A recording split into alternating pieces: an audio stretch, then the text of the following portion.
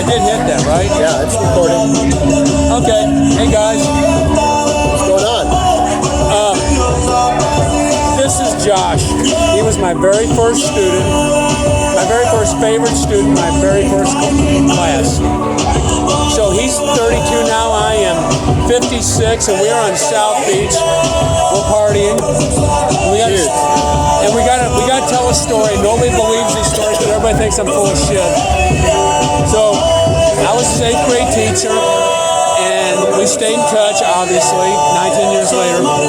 So his freshman year, he was the star football player, made JV his freshman year, star quarterback. He was my quarterback. And so we were working out together, took him to the gym, and we were doing legs, squats specifically. So he's spotting me, and I have 405 on the squat, and this is hilarious. So I got a couple reps, and I got stuck at the bottom with 4 plates on each side, and so I mumbled to him, "I'm dumping it," meaning I'm dumping the weight backwards. And granted, you have to understand that at this point in my life, this is the only serious training that I've had up to this point. So everything is new to me. I'm absorbing everything that is going on. So naturally, when he's what might be understanding to most people who are in the gym all the time, when he says I'm dumping it, that might make sense to them.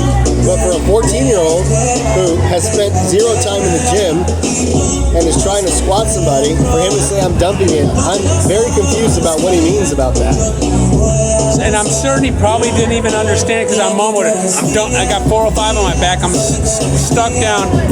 I'm dumping it.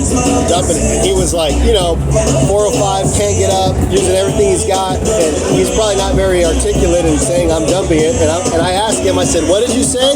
And I dumped and it. And he dumps it. So the weight falls off. I dump the weight off my shoulders. I try to move back as I see the weight coming back behind him.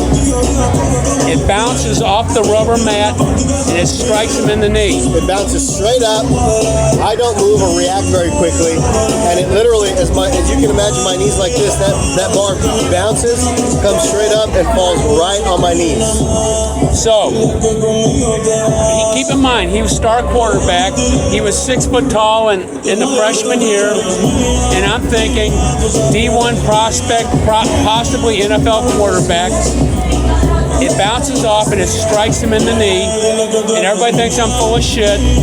But he had this goose egg, hematomato, on his knee. I mean, within seconds of that bar hitting my knee, it was an egg right on my knee, and I mean, it was huge. I had to be honest, I was a little bit scared, not because of the injury, but to go home and be like, JD did this to my leg somehow. And I'm thinking, I just hobbled Secretariat. Yeah, I'm like, D1, NFL, quarterback prospect. I thought my football career was over. And I am freaking the F out. Long story short, I call him the next morning. Yeah, he calls me the next morning. I go home. I'm so embarrassed of the situation that I don't even tell my parents what happened. I go home, I go to the freezer, I grab a bag of frozen vegetables, and I put it on my knee and I wrap it up, and I lay in bed to pretend to be tired so that my parents didn't have to see this bag of vegetables tied to my leg. Fall asleep with that bag of vegetables on my leg. He calls me the next morning, apologetic, wants to know what happened, is freaking out still because he thinks he's going to call me and I'm going to be in the hospital with a ruptured knee, and I just nonchalantly say it's gone. It went from being a softball on my knee to being, nothing, no pain, no bruise. It was the freakiest thing. No soreness. Freakiest thing. I swear to God, it's the last thing, you're an adult, you're responsible for a kid. Last thing you want is like you F up a kid's knee, like you ruin his football career. Anyway, it all turned out good. He's 32.